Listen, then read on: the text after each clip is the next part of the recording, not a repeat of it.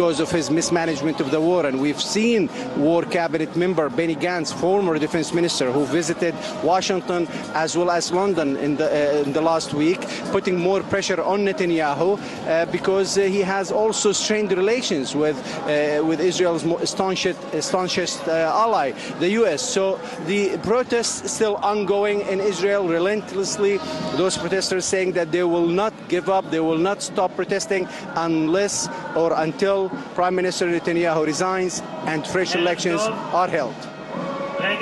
And Mohammed, what do you think the future holds for the political landscape of Israel, given the fact there is a lot of friction, not just within the Israeli public right now, but also within the Israeli war cabinet?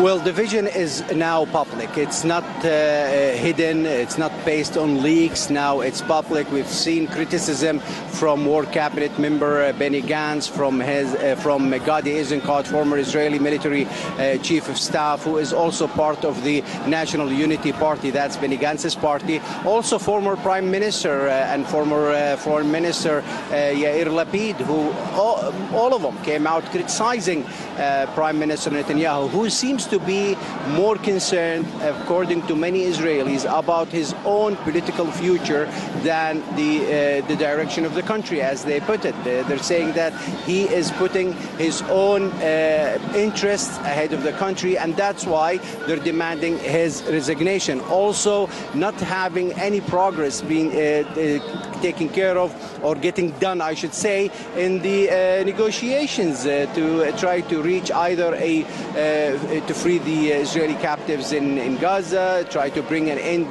to the war in Gaza. And let's not forget also strained President Joe Biden has been on the record criticizing Prime Minister Netanyahu, and that is something that is not sitting well with the opposition in Israel. And whether Netanyahu will concede and resign, it's unknown. He's still holding to his seat, claiming that he has mandate, that the overwhelming majority in Israel are for the war and they're supporting him, even though his favorability numbers have been declining steadily since October. Meanwhile, the favorability numbers and popularity numbers of his rival, Benny Gantz, are increasing, and this is why we've seen him act like a statesman by visiting Washington and London in the last week. Jafar? And Qasim, what can you tell us about the secret meeting between the director of CIA and head of Mossad?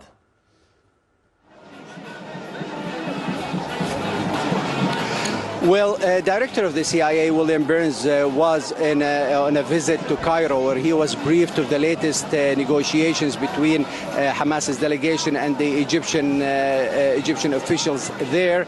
And then today we've learned that he met secretly in one of the Arab countries, most likely Qatar, with Israeli Chief of Mossad, David Barnea, to be brief him on the latest talks in Cairo.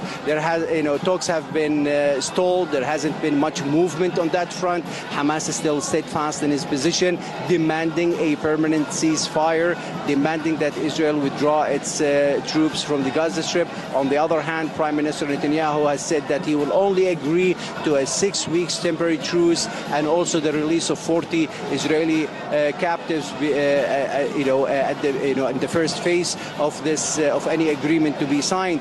Meanwhile, he continues to threaten that he will, whether there is a deal or not, Israel will go ahead with its invasion of Rafah. If there is a deal, then the invasion will be delayed. If there is no deal, then the invasion will be underway anytime soon. All this is taken care of with only days